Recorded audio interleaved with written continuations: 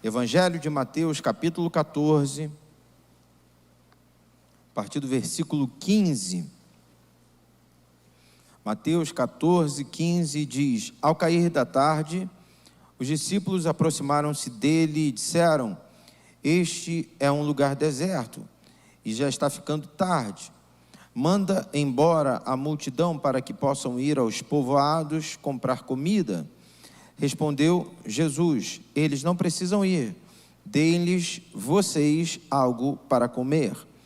Eles lhe disseram: Tudo o que temos aqui são 5 pães e 2 peixes. Tragam-nos aqui para mim, disse ele, e ordenou que a multidão se assentasse na grama. Tomando os 5 pães e os 2 peixes e olhando para o céu, deu graças e partiu os pães. Em seguida, deu-os aos discípulos e estes à multidão. Todos comeram e ficaram satisfeitos. E os discípulos recolheram 12 cestos cheios de pedaços que sobraram. Os que comeram foram cerca de 5.000 homens, sem contar mulheres e crianças. Só até aí você pode se assentar. Bem, esse texto aqui nos mostra a primeira multiplicação realizada pelo Senhor Jesus, a primeira multiplicação de pães e peixes realizada por Cristo. Sem dúvida nenhuma, esse é um dos maiores e mais conhecidos milagres realizados por Jesus em seu ministério terreno. Nós temos, milagres extraordinários. A ressurreição de Lázaro é um grande milagre. Filha de Jairo também, um grande milagre. O cego de Jericó, cura do cego de Jericó, um grande milagre. Mas talvez a multiplicação dos pães e dos peixes esteja no meio dos 5 milagres mais conhecidos realizados por Jesus, como eu disse, em seu ministério terreno. Uma passagem muito conhecida de todos nós. Eu não vou falar novidade nenhuma aqui nessa manhã. Todo mundo aqui já leu, já releu, já ouviu pregações inspiradíssimas a partir desse texto. Mas estou aqui para cumprir ordens e Deus me falou para falar mais uma vez em cima desse texto, para debruçar a minha atenção mais uma vez nessa passagem, e assim faremos. O que me chama a atenção aqui, que eu quero compartilhar mais uma vez com você nessa noite, é a suposta preocupação dos discípulos em cuidar do povo. O texto que a gente leu diz: Ao cair da tarde, os discípulos aproximaram-se dele, do Senhor, e disseram: Este é um lugar deserto e já está ficando tarde. Manda embora a multidão para que possam ir aos povoados comprar comida. Quando você lê esse primeiro versículo, você tem a ideia de que os discípulos estão preocupados com o povo. É melhor a gente mandá-los embora, porque afinal de contas, o lugar é deserto, não é um lugar onde encontramos comida facilmente.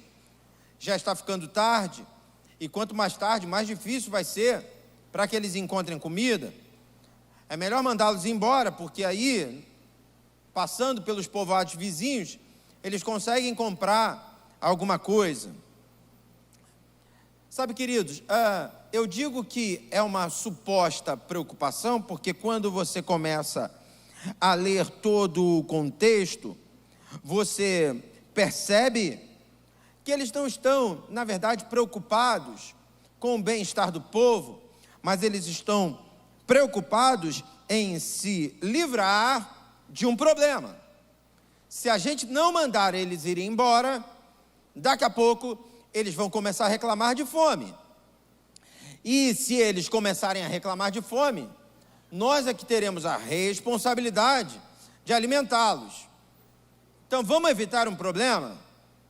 É como se você recebesse alguém na sua casa e fizesse de tudo para essa pessoa ir embora antes de 11h30, meio-dia. Porque se o papo engrenar e chegar perto desse horário, vai cair sobre você a responsabilidade de ter que oferecer comida para quem está na sua casa. Então, na dúvida, quando for 11 horas, 11h30, você já começa a colocar a vassoura atrás da porta. Isso não está na Bíblia não, isso não é de Deus não, irmão. Olha para o teu irmão e diga assim, não cai nessa não, que isso não funciona não, hein? Tu vai botar umas 10 vassouras e quem quer comer vai ficar. Mas se você quer se livrar de um problema, você vai ter que dizer, deu minha hora, vou ter que sair. Poxa, eu queria até te convidar para almoçar, mas eu tenho um compromisso daqui a pouco e tal. Então o sentimento dos discípulos era mais ou menos esse. Senhor, vamos nos livrar da responsabilidade de ter que dar comida para eles. Vamos deixá-los, vamos deixar com que eles se resolvam. Só que eu quero que você escreva na tábua do teu coração a informação que eu vou te passar agora. Responsabilidade é responsabilidade e não há negociação. Se Deus te chamou para fazer alguma coisa, não adianta tentar terceirizar. Se Deus te chamou para fazer alguma coisa, não adianta você tentar lavar as suas mãos. A responsabilidade é sua e você vai ter que cumprir. Você vai ter que dizer, eis-me aqui. Se você entende que é um homem de Deus, se você entende que é uma mulher de Deus, e se você quer que o Senhor conte com você, na hora da dificuldade, bata no peito e diga, eu vou resolver. Mas eu não tenho capacidade, aí são outros 500. Porque Deus não chama capacitados, Deus capacita pessoas que não têm nada. Ele só quer a tua disponibilidade, Ele só quer que você diga, Senhor, conta comigo. E agora? Agora é contigo, Senhor, é o Senhor que faz. Eles queriam fugir da responsabilidade. E eles vão até o Senhor Jesus e dão essa proposta, me perdoe o peso da palavra, mas indecente. Eles dizem assim, vamos mandar embora essa multidão.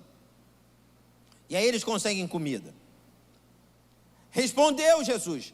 Irmãos, a resposta de Jesus para eles é igual uma espada cravada no peito.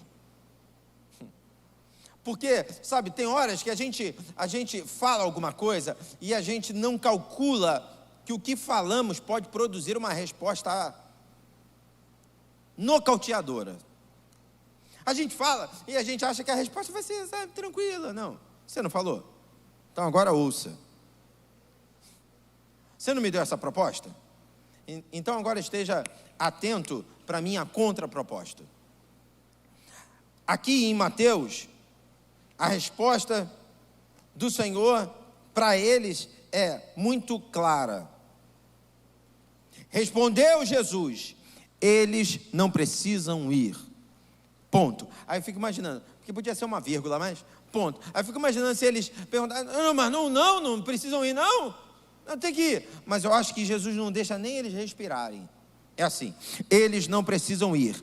Deem-lhes vocês algo para comer. Olha para o teu irmão e diga assim, a resposta está na tua mão. Quantos aqui querem viver um milagre? Digam amém. Quantos querem ter o privilégio de assistir um milagre sendo realizado diante dos teus olhos? Aí, diga amém. Olha para o teu irmão e diga de novo, a resposta já está nas tuas mãos. Já está com a gente. Mas a gente quer correr para que outro ore. A gente quer recorrer ao clamor, ao jejum, à intercessão de uma outra pessoa. Você já ouviu vários pregadores, pastores falando aqui desse altar a mesma coisa? Tem gente que pede oração para todo mundo, mas ela mesma não ora, ela mesma não clama. E eu quero que você se vista hoje dessa responsabilidade. Se eu não orar, a bênção não vai chegar.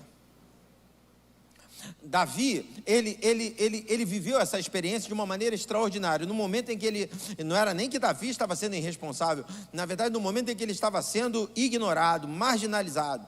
Todo mundo conhece a história, 1 Samuel capítulo 16, o profeta Samuel vai até a casa de Jessé para ungir o novo rei de Israel. E Samuel escolhe seus filhos mais fortes, mais velhos, e faz passar todos diante de Samuel, e Deus rejeita um atrás do outro, e no final vem aquela frase que eu também já falei aqui, repetidamente, que eu amo. Samuel, olha, diz assim, olha, Deus rejeitou a todos. Não está faltando ninguém? Ah, não, está faltando o meu mais novo, que está cuidando do meu rebanho. Estava lá por detrás das ovelhas malhadas de Jessé. A frase é, chama ele, porque ninguém se senta na mesa para comer enquanto ele não chegar. Você entende isso? Existem alimentos que são postos em uma mesa que o controle está na tua mão. Só come.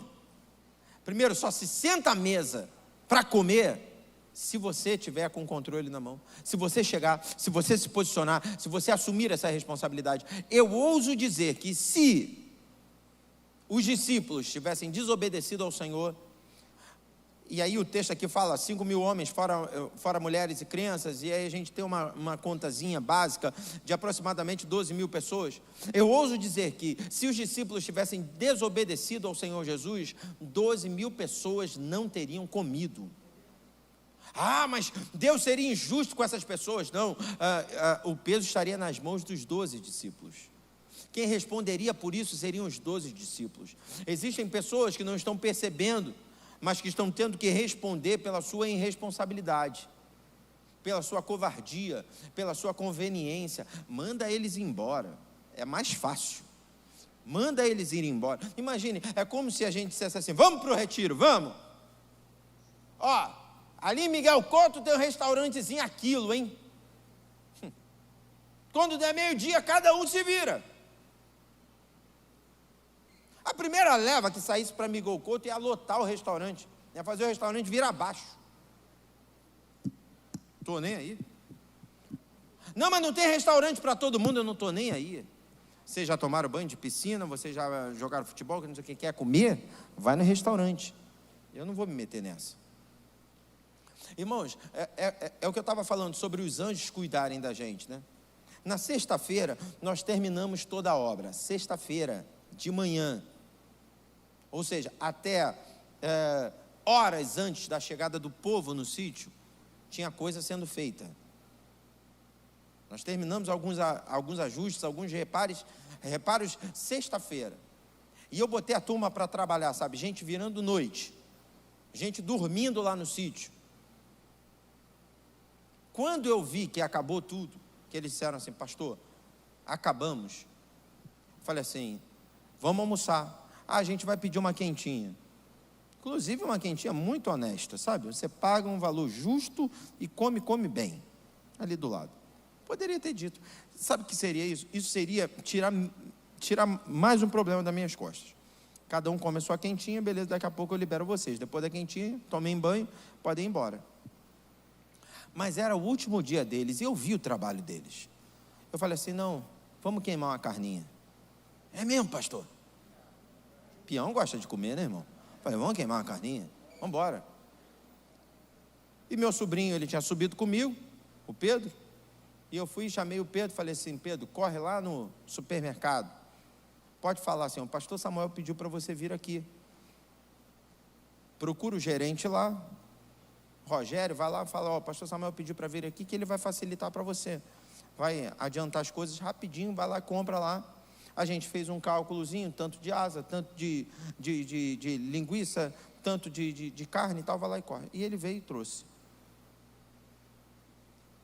Aí, quando ele chegou aqui, que acendeu a churrasqueira, que não sei o que tal, quando der o primeiro corte, o primeiro pedaço de carne, subiu um cheiro. Aí eles foram me chamar. Aí disseram assim, pastor, essa carne aqui está passada. Eu falei, é mesmo? Olha o cheiro. E aí quando eu senti o cheiro, falei, não come não. Não come não. Coloca ela de novo na embalagem, aí, bota ela dentro desse saco, leva lá de volta e diz para ele. Peguei, mandei uma mensagem para ele, falei, olha, o rapaz está indo aí porque você me mandou uma carne que está passada. Dá uma olhada aí para mim.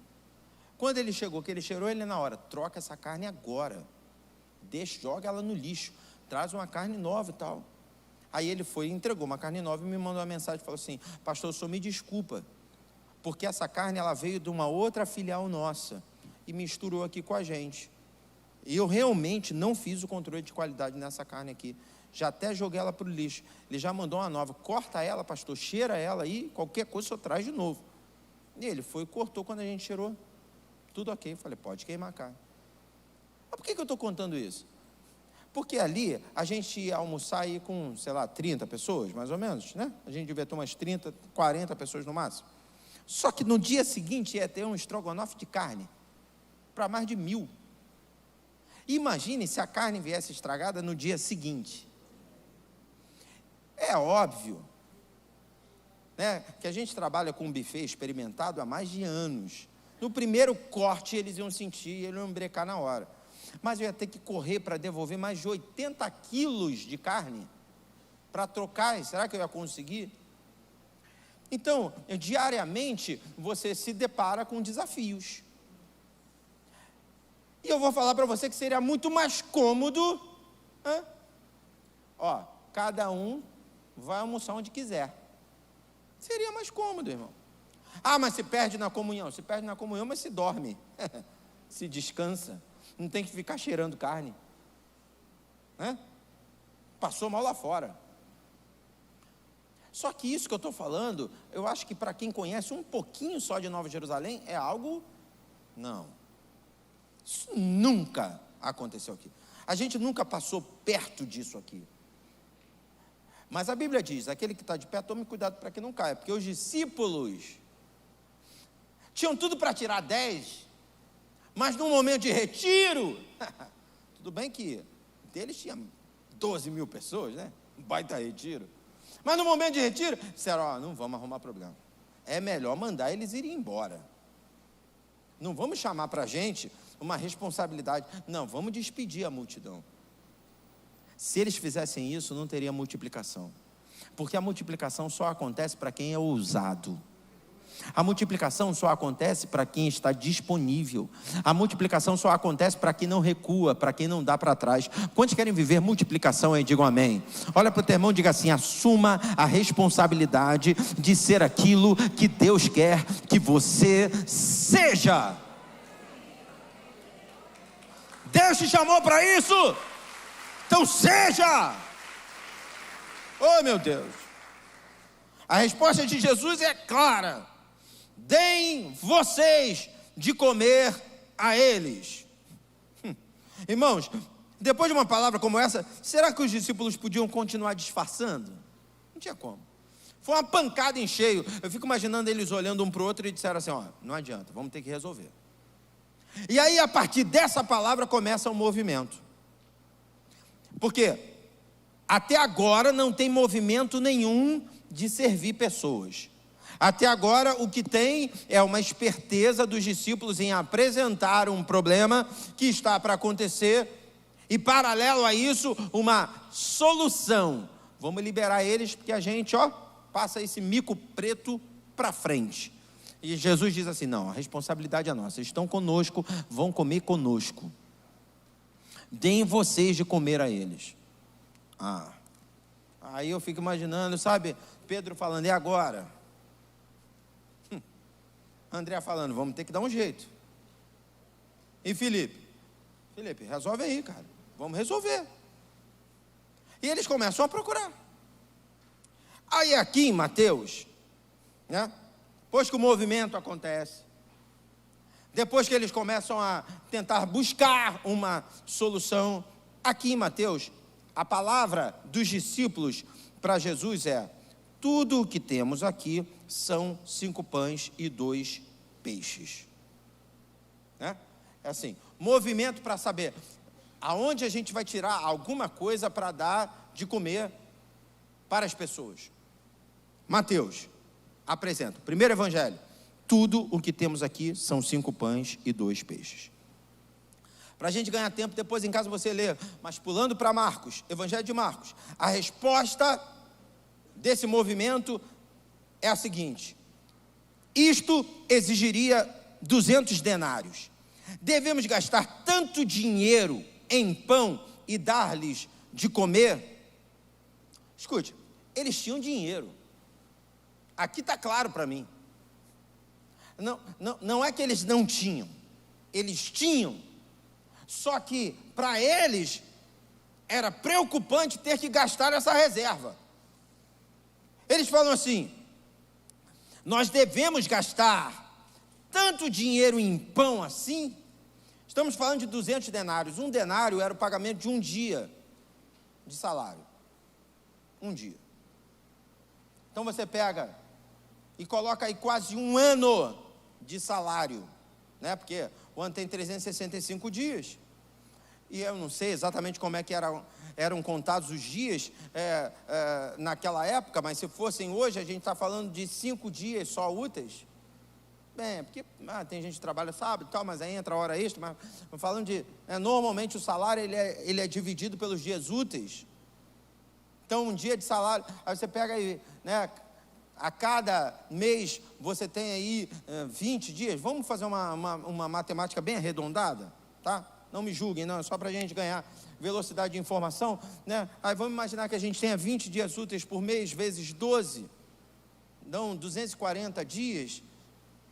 Eles gastam quase o dinheiro de um ano inteiro, ou melhor, não que eles gastem, eles tinham ali o dinheiro quase que de um ano inteiro para gastar. E aí é assustador. Eles falam para Jesus: a gente vai gastar todo esse dinheiro comprando pão, porque para alimentar essa turma toda é isso aí. Me desculpe ficar falando do retiro o tempo todo, mas é uma referência muito fresca que está aqui na nossa mente, né? Mas o pastor estava falando aqui de alguns números, mais de 6 mil reais para pagar o almoço do primeiro dia, né? Então, são custos que a gente faz num período curto de tempo, que talvez se fossem diluídos daria para o ano inteiro, né? O pastor estava falando aqui da conta de luz. Se você for puxar a conta de luz do sítio, você vai ver uma conta baixa ali o ano inteiro. Lá não é light, não, lá é uma outra. É light também, né? Você imagina, né? Aí vem uma conta baixa, quando chega em fevereiro, faz assim, buf, vai lá no alto e volta. Por quê? Porque ar-condicionado, ó, pá, né? A gente até tem que pedir o pessoal, gente, dá uma maneirada, porque tem gente que liga o ar-condicionado para dormir, aí sai e vai fazer as coisas do sítio e deixa o ar-condicionado ligado, e aí quando você fala assim: irmão, o ar-condicionado ficou ligado. Não, é para deixar fresquinho quando eu voltar.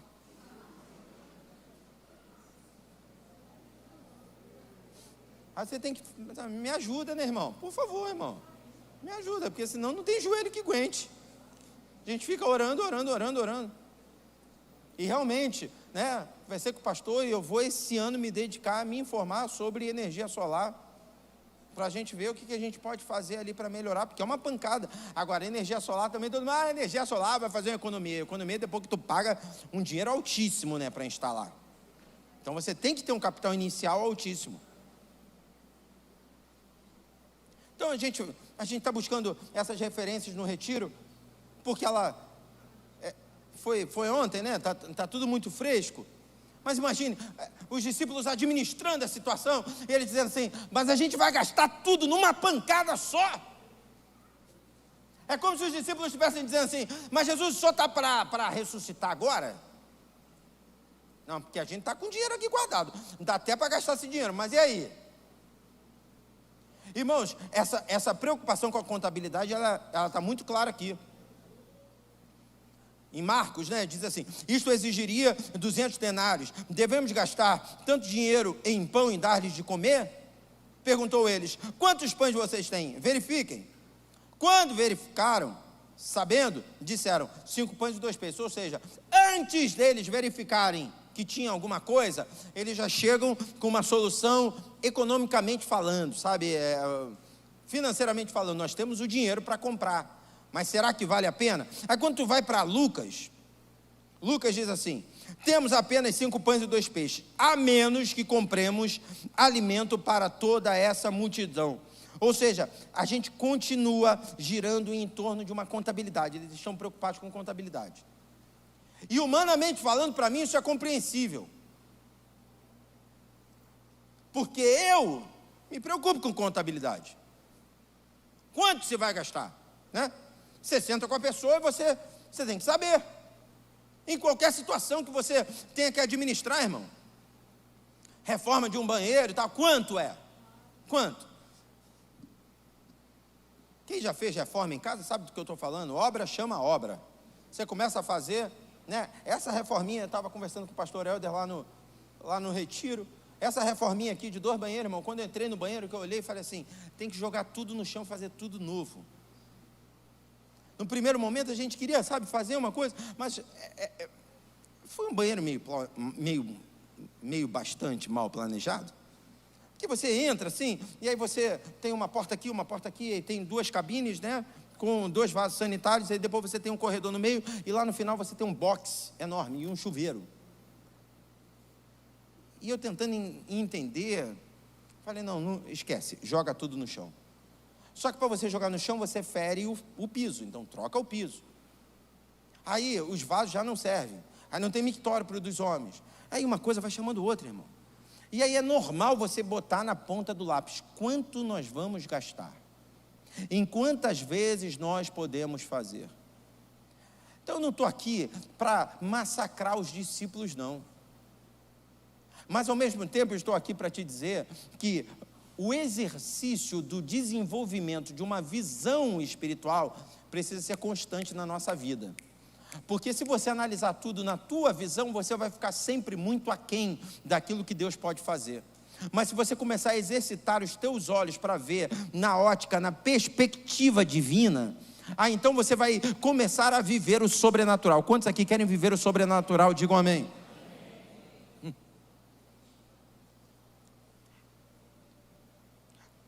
A ideia aqui, a preocupação era gastar ou não gastar as economias.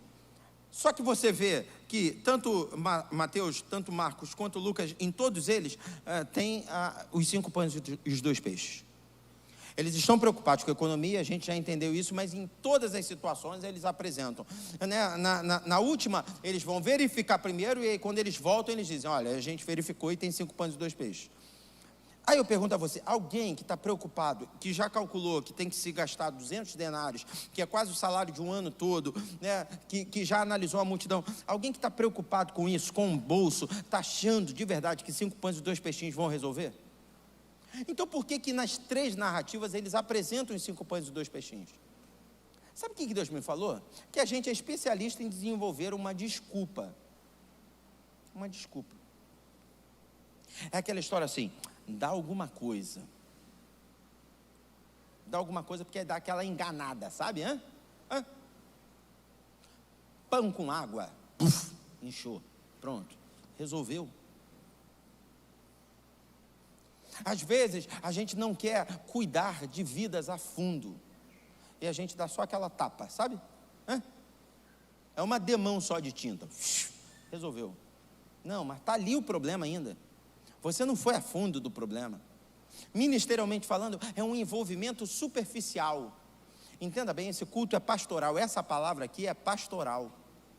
É uma palavra do pastor para a igreja. Chega de vivermos a superficialidade ministerial.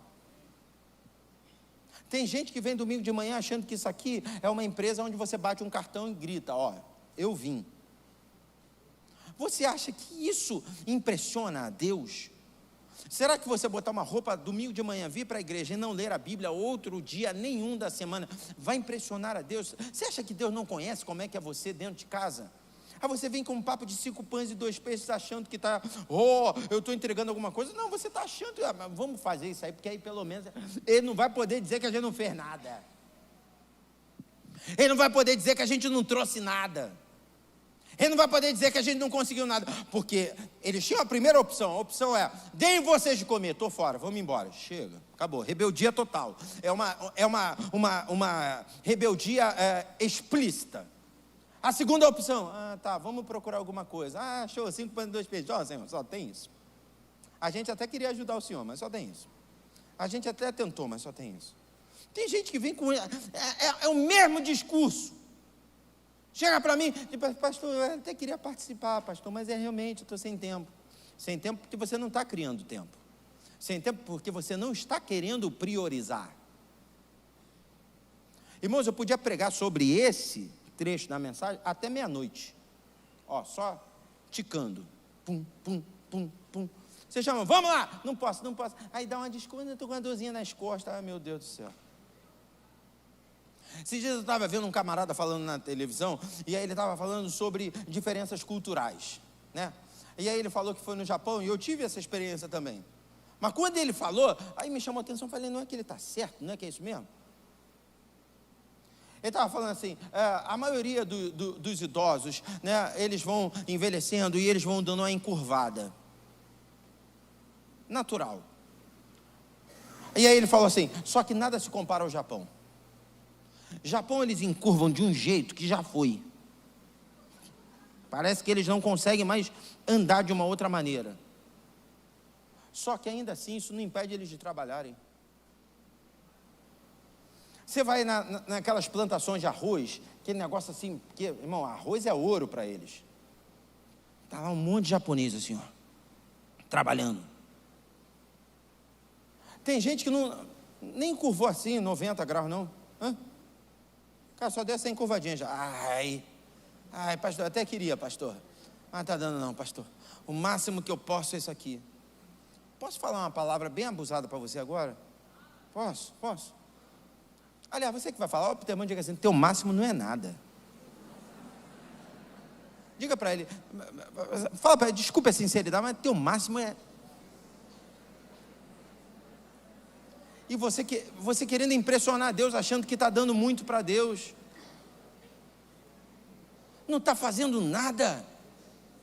Não está trabalhando, não está se doando, não está orando, não está jejuando, não está lendo a Bíblia, não prega o Evangelho para ninguém, não doa nada para ninguém, não tem misericórdia.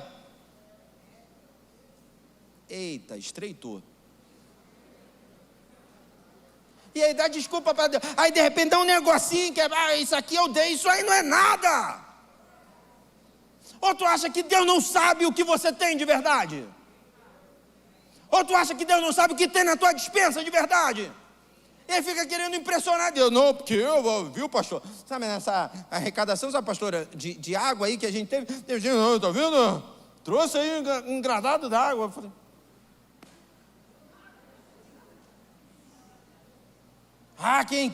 quem não te conhece, que te compre. Você quer trazer só um engradado d'água? Dá. Traz. Quieto, calado. Tome e vai embora. Mas não vem entrar numa de, tá vendo, eu trouxe, pastor. Porque Deus sabe que tu podia trazer mais. Mas ficar dando desculpa para jogar para a torcida. Pode até me impressionar, porque eu sou bobo. Pode até impressionar o teu irmão do seu lado, mas Deus conhece antes da palavra chegar na tua boca. Deus já sabe o que você vai falar. Então seja sincero e diga para Deus, Senhor, aqui está aqui, fruto do meu esforço. Para mim, 5 pães, 2 peixinhos foi desculpa esfarrapada.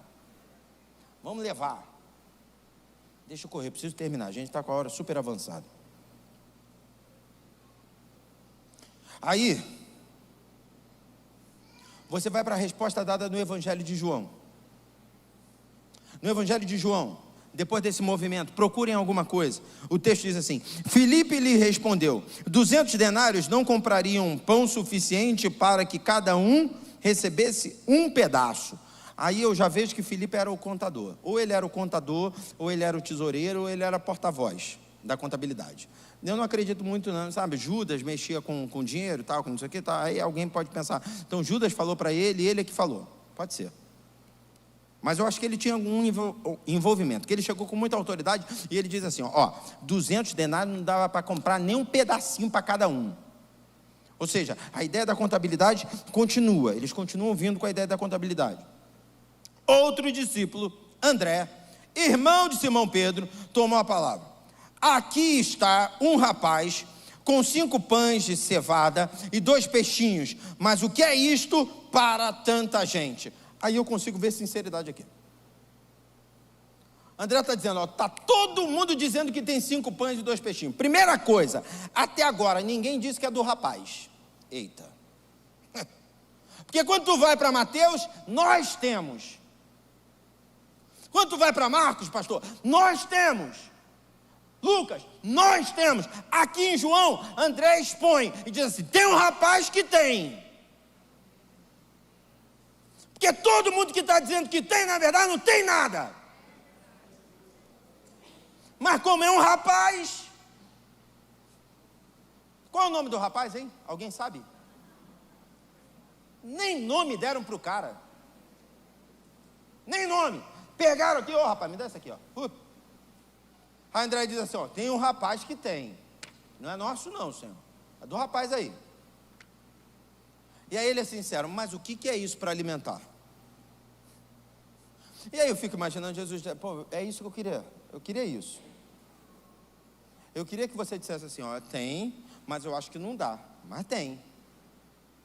Porque quem faz dar, sou eu. É isso que eu queria. Eu não queria que vocês, nós temos. Eu queria que vocês dissessem, tem um rapaz que tem. Dá nome. Indica quem tem. Tem um rapaz que tem? Então me dá aqui. Sabe, queridos, existem pessoas que não estão vivendo a multiplicação. Porque estão dando tiro com a arma dos outros. Que estão vivendo a vida de aparência. A arrogância é tão grande que criou uma capa sobre ele que a multiplicação não tem, sabe, fluidez, não há liberdade para a multiplicação. É hora da gente rasgar o nosso coração e dizer para Deus quem de fato nós somos. E me parece, né, que André, ele é sincero aqui. Ele diz, Senhor, tem um rapaz aí que tem. Tem um rapaz que tem, e eu acho que isso aí não alimenta todo mundo, mas está aí, tem um rapaz que tem. E aí Jesus pega, e o que Jesus faz, irmão? Ele começa a partir, e aí ele vai partindo, e ele vai partindo, e ele vai partindo, e ele vai partindo, e ele vai partindo, e todo mundo conhece o final da história. Aproximadamente 12 mil pessoas alimentadas. Quantos cestos sobram? 12 cestos cheios. Ele vai partindo, partindo, partindo. Eu fico imaginando a cara de André, a cara de Felipe, a cara de todos eles olhando, meu Deus, de onde está saindo tanto pão? Será que você consegue visualizar um milagre dessa proporção na tua vida? Será que você consegue acreditar na possibilidade de um milagre nessa proporção na tua vida? Você olhando e assustado, de onde está saindo tanto dinheiro? Meu Deus do céu, só tinha 5, 2, mas agora tem 10, 15, 20, 30, 40, 50, 100, 1 milhão, 2 milhões, 1 bilhão. Meu Deus do céu, só alimentava uma pessoa, era só de um rapaz, agora alimenta 50, 100, 200, 1.000, 2.000, 3.000, 5.000, 10.000, 12.000. É assim que Deus faz, muito mais além daquilo que pedimos ou pensamos. Você consegue visualizar? Eu vejo, eu consigo ver. Há poder no nome de Jesus. Mas eu quero terminar essa mensagem colocando mais uma informação na sua cabeça. De quem eram os 5 pães e 2 peixinhos? Do rapaz. Qual era o nome do rapaz? Irmãos, primeiro tiraram do rapaz a posse. Nós temos. Depois tiraram do rapaz a identidade, o nome. E é tão sério isso que até hoje nós não sabemos o nome dele. Mas se você perguntar para uma criancinha, você já ouviu falar no milagre da multiplicação dos pães e dos peixes? Ela vai dizer, sim, pastor. Se você perguntar para ela assim, qual é o personagem principal dessa história? Ela vai dizer, Jesus. Aí você pergunta, e o segundo personagem? Ela não vai se lembrar de André, ela não vai se lembrar de Felipe, ela não vai falar de nenhum outro discípulo, ela vai dizer, o rapaz que entregou.